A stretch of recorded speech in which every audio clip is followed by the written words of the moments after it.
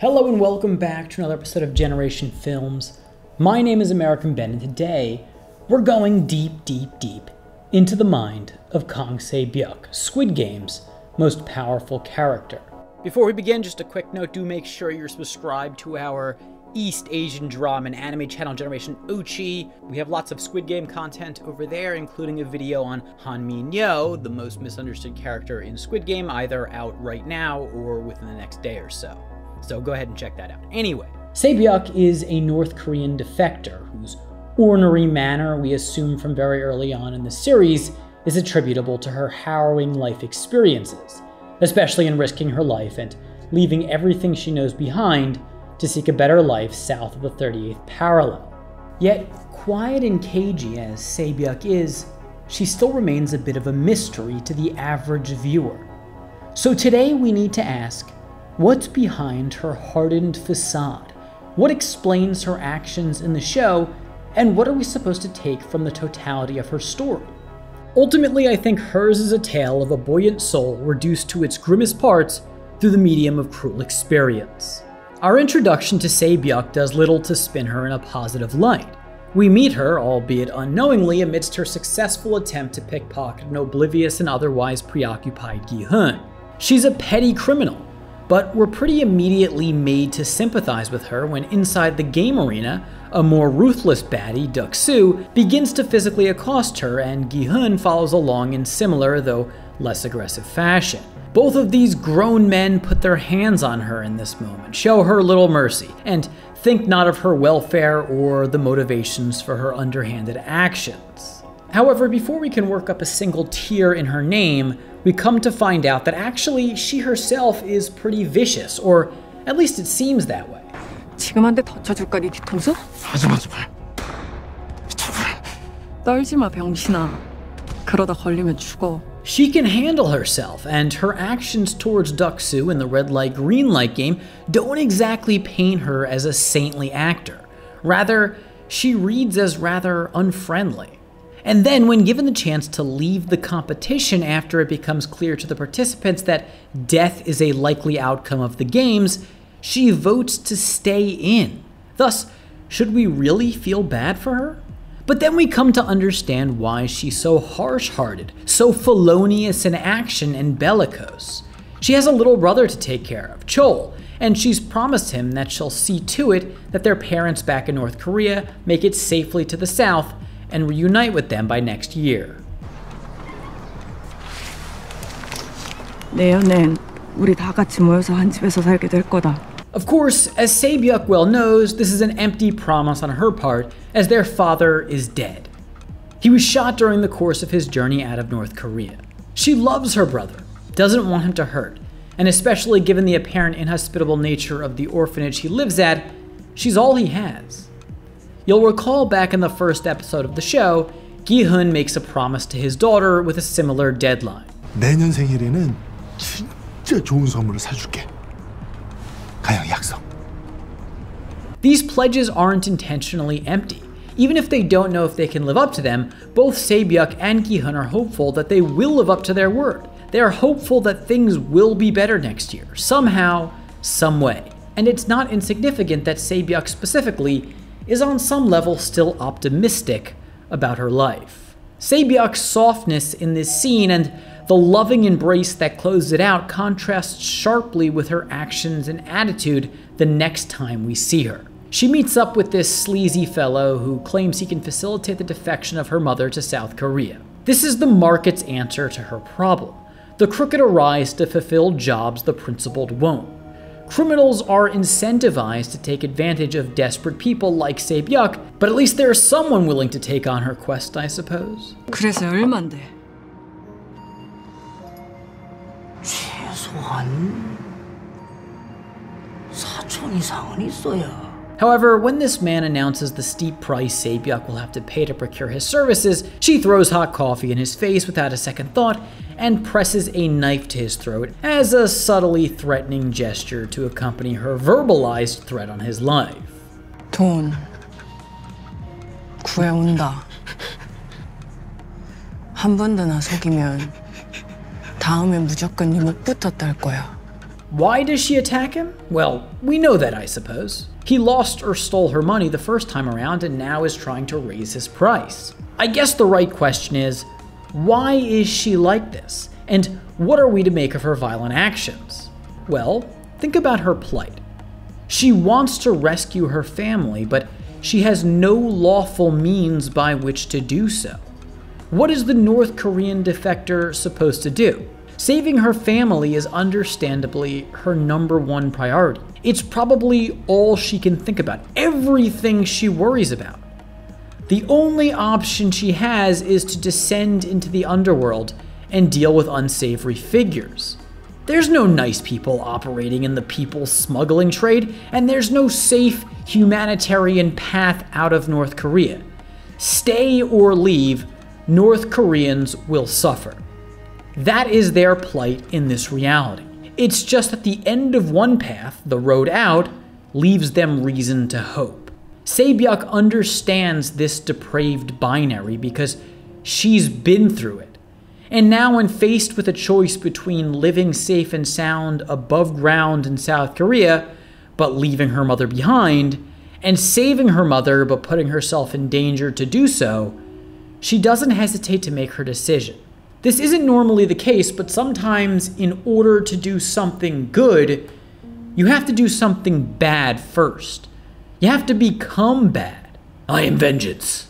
The point is, Sae-byeok can't call the police to report this man for cheating her. She has to deal with her problems herself, thus her only option really is violence, because violence is the language the wicked speak.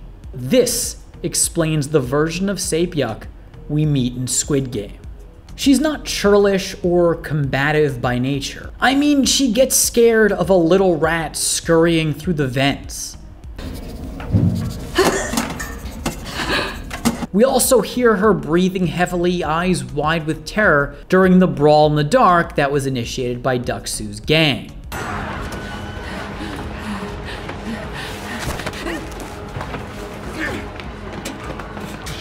I think it's thus safe to say she's probably scared of some of the degenerate figures she deals with in her everyday life, as well as in the competition.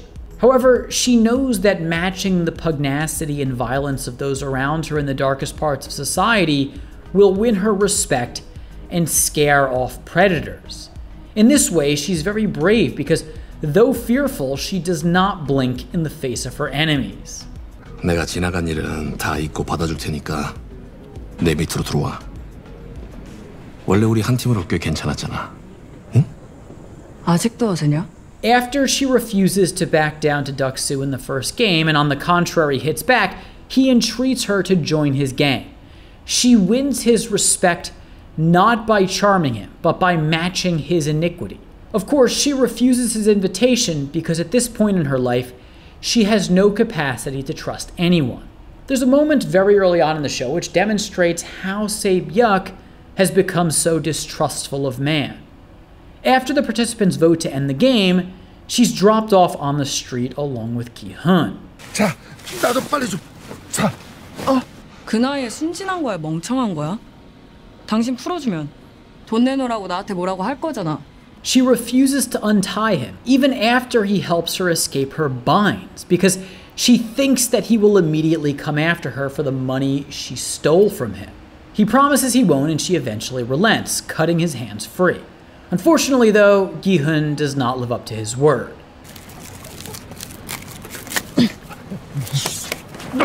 너 이리 와. 내 돈 내놔. 내 돈 내놔. Gi-hun's gripe is somewhat justified, I suppose, but gosh, this isn't gonna help Sae-byeok learn to trust others. This is a less serious version of something she has experienced time and time again. People tell her they're going to do one thing, swear it as a matter of fact, and then end up doing another, usually something to her detriment. It's no wonder she prefers to just be alone. Gi-hun does attempt to make amends with her, though, throughout the rest of the show. He watches out for her and invites her to join his group. He seems to want to foster her ability to trust. 난 사람 안 믿어. 이런 데까지 기어들어온 인간들은 더 못 믿고. 원래 사람은 믿을만 해서 믿는 게 아니야. 안 그러면 기댈 데가 없으니까 믿는 거지. There's a few things to take from this little back and forth. First, Sae-byeok has also ended up in a quote-unquote place like this. However, I don't think she's excluding herself from condemnation. Rather, I think she also means to imply that she, by definition of being there, is also not trustworthy and of low moral standing. She has been sullied by the world. Second, on some level, I think Sae-byeok already knows that sometimes she just has to trust people, lean on people she may not want to. I mean, she's done this many times during the course of her trials and tribulations vis-a-vis North Korea. But maybe she still needs to accept that trust always requires some level of faith. Real trust means exposing herself to others, and that she'll never have a guarantee that someone won't betray her. Third, and most important of all, Gi-hun notices that Sae-byeok prefers to make things harder for herself and may even be willing to get herself killed before she's willing to open herself up and trust other people. She doesn't want to be screwed over again. That's how shaken her faith in humanity is. And her faith becomes a primary issue of Gi-hun's concern as he tries to restore it during the competition. During the night brawl, she runs to Gi-hun for help, and though this happens amidst a hellish scene, it's a beautiful moment. She makes herself vulnerable to Gi-hun. She tries to trust him because she still wants to live. She still wants to try and make it. 좀 줄이면 너도 좋잖아. 얘도 우리 편이거든. And here, Gi-hun's refusal to turn his back on her when Deok-soo tries to convince him to is a pivotal event for Sae-byeok. It moves her, only a bit, but in a positive direction. From here, she starts to let her guard down. First, by sharing her name, though yes, reluctantly, with the members of Gi-hun's team. Kang Sae-byeok. 새벽. She also approaches fellow solitudinarian Ji-young before the tug-of-war game and invites her to join her team. Why? She sees herself in Ji-young, and thus assumes that she's too prideful and not trusting enough to find a group on her own. Now that some of Sae-byeok's faith in man has been restored, she tries to pass the good feelings on. However, something happens during the tug-of-war game that seems to set Sae-byeok back a bit. 너 이름이 뭐냐? 이름은 알아서 뭐하게. 이름까지 뭐하겠냐? 부르지? 부르지 마. All of a sudden, she returns to her cold disposition and spurns Ji-young's attempts to engage her in friendly conversation. And then back in the main room, she announces to her team members that she doesn't trust them. 당신들 나 믿어? 난 당신들 못 믿는데. Cynical and angry she is again. She even makes Gi-hun a target of her antipathy towards humankind. 고맙다. 물. 그냥 준 거 아니야. 내일 물 받으면 갚아. I think perhaps the tug-of-war game reminds her of the stakes of the competition and what the players within it are willing to do to others. Granted, the teams are forced to kill to survive, but the game still prompts Sae-byeok to be mindful of the blood on everyone's hands. She's let herself get too cozy with the other players, and now she has to pull back. She may have retreated into reclusivity in full too, were it not for Ji-young. During the partner selection segment of the marbles game, Ji-young approaches Sae-byeok this time and asks to be her partner, something which Sae-byeok is hesitant to agree to. 내가 왜? 그럼 저런 꼰대들한테나 매달릴 거야? 쪽팔리게? 쪽팔린 게 문제야? 난 무조건 이겨야 돼. The thing is, Sae-byeok will not do whatever it takes to win. We know this already. She'd rather lose than invest her faith in others, and she'd rather go partnerless than beg for help. Ji-young understands this, and Sae-byeok knows Ji-young is her spiritual kin, and thus, though she won't admit it, she feels safe with her, or at least she needs not put up the whole guard in Ji-young's midst. Now, I'm sure you're expecting a long diatribe on the conversation the two women have on the steps inside the marbles game.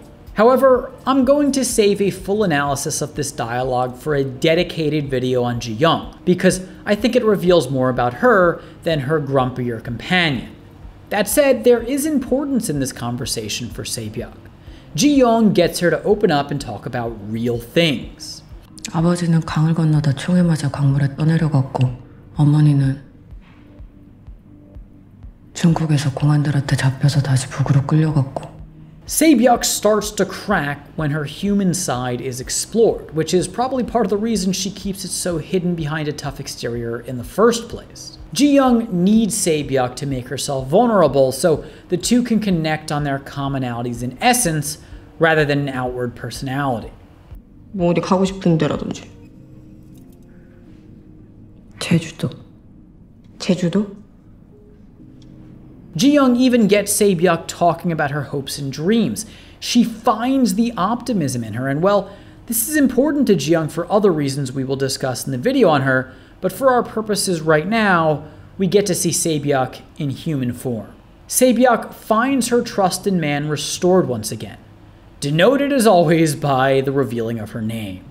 새벽이야. 뭐가? 내 이름. Ji-young does Sae-byeok a real solid in this game. First, she keeps her promise to her to make sure she wins. Yeah, Sae-byeok doesn't want her to have to die, but whether she likes it or not, it's significant that Ji-young promises Sae-byeok will win and follows through on that promise. 이거냐? 무조건 이기게 해준다는 게? Even more importantly, and even more to Sae-byeok's chagrin, but ultimate benefit, Ji-young makes it clear that she loses the game intentionally. She purposely gives up her life for Sae-byeok. She gives her an unavoidable reason to have faith in humanity and to trust others, for what greater act of sincerity and selflessness is there than to sacrifice one's life for another? 쉽게 좀 지게 해줘라. 혼자 개뽕 잡지 말고 다시 던지라고! Sae-byeok becomes irate in response to Ji-young's action. But why? What does she want from her? Does she want Ji-young to win, an outcome that would result in her own death? It's one or the other after all. No. I think that Sae-byeok is angry, hysterical even here, for a couple of reasons. First, she's come to care about Ji-young and doesn't want to lose her. And second, if she accepts Ji-young's bad throw as legitimate, then she has to change her entire perception of the world. She has to accept that someone is not only trustworthy, but is willing to give their life for her. Ji-young's actions here break Sae-byeok, not for the worse, but for the better. Her anger and tears are those of shock, shock that leads to transformation. She mourns her friend, but gains a reason to believe in people again. During the next game, Glass Stepping Stones, Sae-byeok watches Sang-woo kill another participant when it's probably not absolutely necessary to do so. She's shocked at this occurrence, and it shows that she was right earlier to have reservations about trusting the other members in her group. She then makes it to the other side of all the stones successfully, and the entire bridge erupts in an explosion, sending glass shards everywhere, one of which punctures Sae-byeok's abdomen, and perhaps here we can take a second to consider the symbolism of a North Korean safely making it across a path fraught with danger, only to end up doomed on the other side, where she had been promised safety. But I digress. Following the game, Sae-byeok does appear to have reverted to distrust just a bit. She doesn't clue anyone into the gravity of her wound, and when Gi-hun approaches her as she sleeps, she quickly comes to and pulls out her knife. At this point, it seems that something has thrown off her progress again. Perhaps it's Sang-woo's maliciousness, or maybe it's the unfair way in which she was wounded, or then again, maybe it's the knives each player was provided with at the finalist dinner. However, thanks in part to Gi-hun's reassurance, she proves she hasn't turned dark. She even demonstrates a completely newfound sense of humanity and morality. 그러지 마. 아저씨는 그런 사람 아니잖아. She prevents Gi-hun from killing Sang-woo, appealing to his sense of goodness. Of course, Sae-byeok then begins to succumb to her wounds, And while Gi-hun is distracted seeking help, Sang-woo sneaks up and murders her.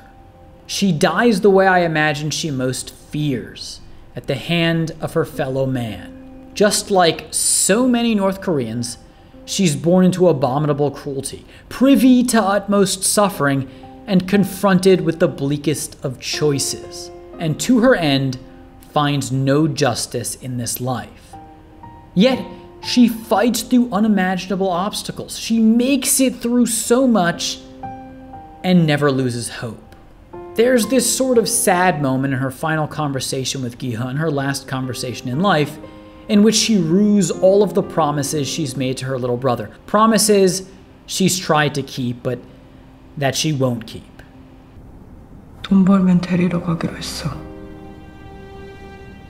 엄마도 데리고 오고. I guess if this is the last thing we remember about her, then she's failed. And maybe if we're speaking philosophically, in fact, she has. But spiritually, she triumphs, if that means anything to anyone. There are many times she takes one step forward and 2 steps back during the course of the show. But by the end, her faith in man has been restored, and she doesn't lose it. Even though she watches Sang-woo kill another man in cold blood, she still chooses to stop Gi-hun from killing him.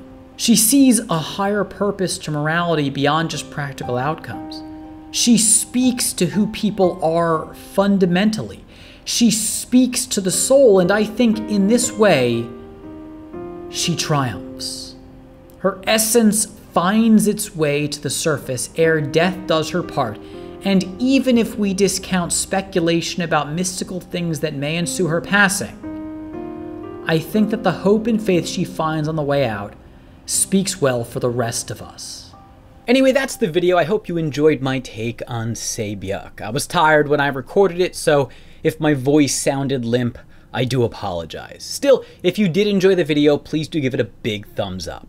And remember to subscribe to this channel and hit that damn notification bell so you don't miss a damn thing. And lastly, I just want to take a quick moment to let you know about a brand new YouTube course British Ben is offering, which teaches aspiring YouTubers the methods we used to build 9 YouTube channels which boast millions of subscribers. So if you're interested in a free preview of the course, do click the link below and check out our Go Viral Masterclass. For now though, my name is American Ben, and I'll catch you next time. Generation Films, peace.